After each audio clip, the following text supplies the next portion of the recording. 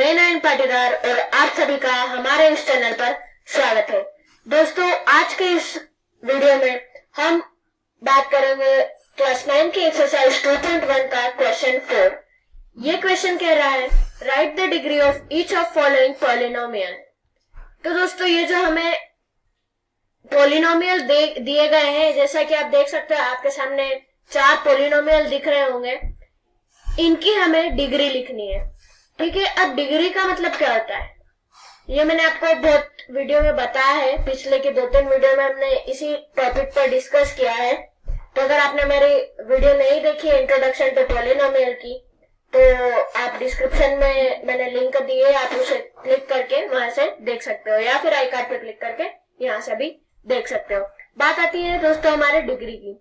Degree का मतलब क्या होता है ये दोस्तों आपको पता होना बहुत जरूरी है। ये एक बेसिक चीज है जो पॉलिनोमियल में या पॉलिनोमियल के लिए इम्पोर्टेंट है। ठीक है, तो ज्यादातर क्वेश्चन डिग्री के बेस्ड पे ही आते हैं, पॉलिनोमियल के बेस्ड पे। ठीक है, तो डिग्री का मतलब होता है दोस्तों जो हमारी हाईएस्ट पावर है।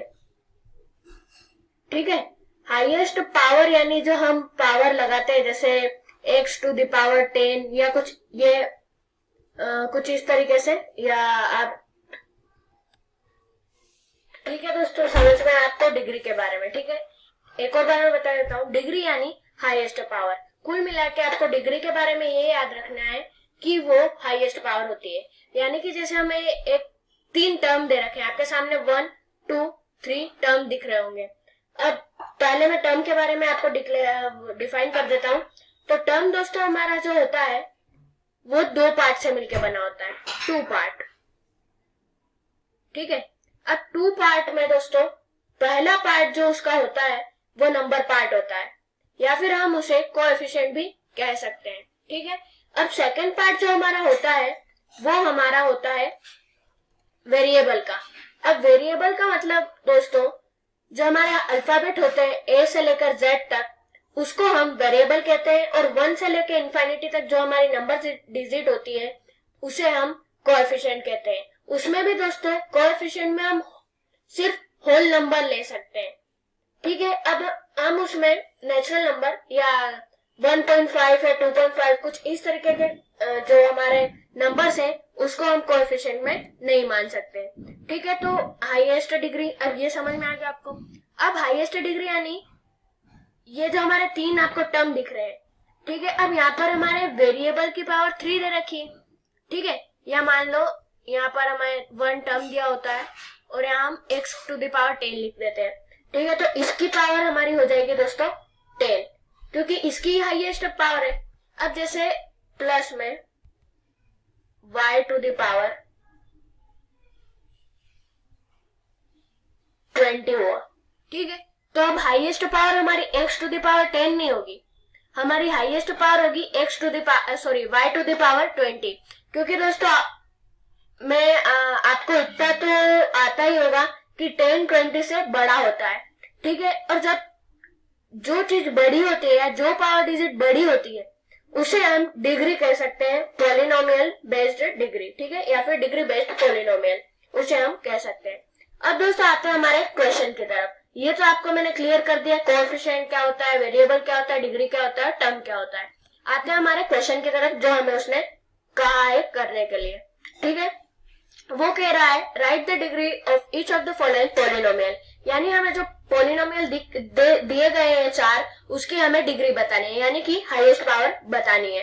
तो फर्स्ट क्वेश्चन हमारा है 5x⁻3 + 4x⁻2 + 7x।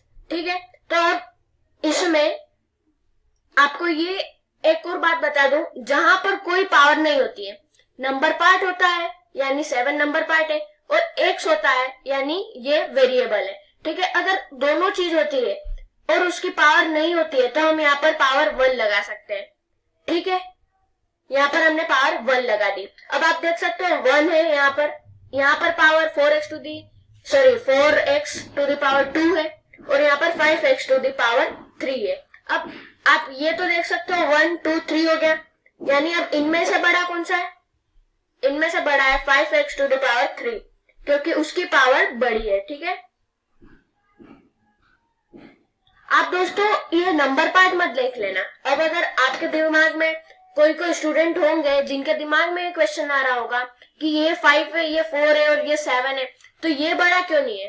तो मेरे प्यारे भाइयों और बहनों, हमें यहाँ पर डिग्री बोला गया है तो हम पावर डिजिट देखें, ठीक है। नीचे चाहे यहाँ पर 100 भी क्यों ना हो या 1 लाख भी क्यों ना हो, जिसकी डिग्री बड़ी होगी वही आंसर होगा या वही बड़ा होगा और वही डिग्री बेस्ड पॉलिनोमियल कहलाएगा, ठीक है। तो इसमें हमारी डिग्री बड़ी थी 3, ठीक है। हमारे यहाँ पर 3 दे रखा है, यहाँ पर 2 था, यहाँ पर 1 था, तो ऑब्वियसली इजीली हमारा आंसर आ गया 5x टू द पावर 3। बढ़ते हैं हमारे सेकंड क्वेश्चन की तरफ। सेकंड क्वेश्चन कह रहा है 4 minus y to the power 2, ठीक है, यानी 4 माइनस वाई स्क्वायर, ठीक है। तो अब y स्क्वायर है दोस्तों, तो यहाँ पर तो वेरिएबल है नहीं। अब यहाँ वेरिएबल नहीं है तो हम यहाँ पर x वेरिएबल ले लेते हैं, यानी कि 4x। अब वेरिएबल दिया नहीं है तो x हमने सपोज कर लिया है। अब दोस्तों यहाँ पर हमारी पावर 0 आ जाएगी, ठीक है। तो 4 जब 4 इंटू x मल्टीप्लाई बाय 0 होगा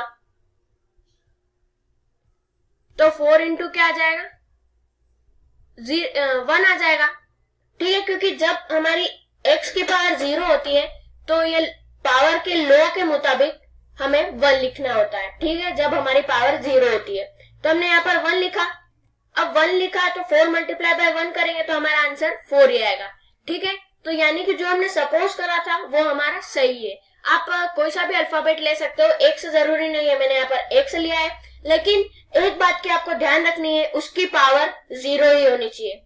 अब दोस्तों यहाँ पर हमने मान लिया 4x टू द पावर 0, ठीक है, तो हमारा तो भी 4 ही आ रहा है। तो हम 4x टू द पावर 0 बोले या ना बोले कोई बात नहीं है, दिक्कत की कोई बात नहीं है, ठीक है। 4 भी बोले तो कोई बड़ी बात नहीं है, ठीक है। तो अब माइनस y स्क्वायर, अब इसकी पावर तो 0 हो गई हमारी, ठीक है, इसकी पावर 0 है, तो अब ऑब्वियसली ये वाला ही बड़ा होगा क्योंकि इसकी पावर 2 है, ठीक है। तो हम यहाँ पे इसका आंसर लिख देते हैं, y टू द पावर 2 इसका आंसर हो जाएगा, ठीक है। दोस्तों आते हैं हमारे थर्ड क्वेश्चन की तरफ। थर्ड क्वेश्चन कह रहा है 5t माइनस अंडर रूट 7। अब 5t माइनस अंडर रूट 7 यानी जैसा कि मैंने अभी बताया था, अगर एक हमारा नंबर पार्ट हो और एक वेरिएबल हो तो हमें 1 इसकी पावर लगा देनी है। तो यहाँ पर भी सेम सिचुएशन हो रही है 7x की तरह ही, क्योंकि 5 भी हमारा नंबर पार्ट है और t हमारा वेरिएबल है, ठीक है। ये हमारा कोएफिशिएंट है और ये वेरिएबल है। तो अब ये एक टर्म हो गया। अब एक टर्म हो और अगर उसकी पावर नहीं दी गई हो तो हम वहां पर उसकी पावर 1 लगा देते हैं, ठीक है। अब ये अंडर रूट 7 में तो ऑब्वियसली इसकी तो कुछ पावर ही नहीं है, क्योंकि हम यहाँ पर x मान लेते हैं और इसकी x की पावर 0 मान लेते हैं। ये सिचुएशन हमारी 4 की जैसी हो गई और 5t की सिचुएशन 7x की तरह हो गई, ठीक है। तो यहाँ पर हमारी पावर हम 0 मान लेते हैं। अब यहाँ पर आप देख सकते हो इसकी पावर 0 है, इसकी पावर 1 है, तो ऑब्वियसली इसका आंसर आ जाएगा 5t, ठीक है दोस्तों। 5t हमारा आंसर आ गया है। बढ़ते हैं दोस्तों हमारे फोर्थ क्वेश्चन की तरफ या फोर्थ पॉलिनोमियल की तरफ। दोस्तों ये थोड़ा डिफिकल्ट होगा, आप यानी आपको लग रहा होगा, एक बार आप इसका कॉन्सेप्ट समझ जाएंगे तो एकदम ये आपको इजी लगेगा, ठीक है। तो हमने 3 लिया, अब यहाँ पर 3 दे रखा है, यानी तो हम 3 एक नंबर पार्ट है, ठीक है, यानी ये क्या हो गया, कोएफिशिएंट हो गया। अब x हमारा वेरिएबल है तो ये हमने x हमारा अल्फाबेट है तो ये हमारा वेरिएबल हो गया। अब ये लिख दिया। अब इसकी सिचुएशन इसकी तरह भी है और इसकी तरफ भी है, ठीक है। ये तीनों जो है हमारे सेम हो रहे हैं। अब दोस्तों सब में एक ही बात थी, हमें वैल्यू नहीं दी गई थी लेकिन नंबर पार्ट दिया हुआ था, तो हमने इसमें वेरिएबल लगा लिया यानी 3x जोड़ लिया। अब 3x जोड़ा तो उसके बाद हम इसमें पावर 0 लगा देंगे, ठीक है। अब अगर हम पावर 0 लगाते हैं तो वापस ये 4 टू द पावर 0 जैसा ही हो गया, इसके जैसा भी, ठीक है। तो 3 मल्टीप्लाई बाय, ये मल्टीप्लाई है दोस्तों, 3 मल्टीप्लाई बाय, अब यहाँ पर x हमने सपोज करा तो हम x लिख देते हैं। अब दोस्तों इसकी पावर हम 0 मान लेंगे, सपोज कर रहे हैं दोस्तों हम और अगर मैं इसको सोल्व इसलिए कर रहा हूँ ताकि आपको क्लियरली समझ में आ जाए, और हमारा जो इसका लास्ट आंसर आएगा इसको सोल्व करने के बाद वो 3 आएगा। और हमें क्वेश्चन में भी 3 दे रखा था, तो हम x की टू द पावर 0 सपोज कर सकते हैं। ठीक है, तो आप जहां पर x की पावर 0 होती है, किसी भी वेरिएबल या नंबर पार्ट की पावर 0 होती है, तो हम वहां पर 1 लिखते हैं। ठीक है, पहले हमने इस दोनों को मल्टीप्लाई करा तो इसका आंसर 1 आया। अब 1 आया दोस्तों, 3 1 जा 3 होता है, तो हमारा आंसर यहाँ पर 3 आ गया। और जो क्वेश्चन था पहले, आप मेरी वीडियो को थोड़ी पीछे करके देख सकते हो, जो मैंने क्वेश्चन लिख रखा था वहां पर भी 3 ही था। ये मैंने x टू द पावर 0 बाद में लिखा। ठीक है, तो हम ये सपोज कर सकते हैं, और ये सपोज करेंगे तो इसकी पावर 0 मानी गई, 0 मानी गई तो इसका आंसर आ जाएगा हमारा 0। ठीक है, अब सबके मैं क्लियर आंसर लिख देता हूं। अब यहाँ पर तो हमारा पावर 3 बड़ी आई थी, तो इसका लास्ट या डेफिनेटली आंसर क्या हो जाएगा, 3 हो जाएगा, क्योंकि 3 हमारी पावर सबसे बड़ी थी। यहाँ पर हमारी पावर हमने y2 लिखा था, यानी पावर हमारी सबसे बड़ी 2 हुई। यहाँ पर हमने ओनली 5t लिखा था, यानी 1 आ जाएगा, क्योंकि वहां पर नंबर पार्ट और वेरिएबल दोनों है, तो हम 1 पावर लगा सकते हैं। ठीक है, अब यहाँ पर 3 टू द पावर 0 आया हमारा। ठीक है, हमने ये सपोज करा, तो अब हमारे यहाँ पे आंसर आ जाएगा 0, क्योंकि हमारी ओनली जो हमारी डिग्री है या जो पावर है वो सिर्फ 0 ही है, तो इससे बड़ी कोई हो ही नहीं सकती, इसलिए हमने 0 आंसर लिख दिया है। दोस्तों, आशा करता हूँ आपको मेरी वीडियो पसंद आई होगी। दोस्तों, अगर आप मेरे चैनल पर नए हैं तो प्लीज सब्सक्राइब कर दें मेरे चैनल को, और बेल आइकन दबाना ना भूलें, और लाइक ठोकना तो बनता है। दोस्तों, मिलते हैं अगले वीडियो में एक अगले क्वेश्चन के साथ एक नए दिन।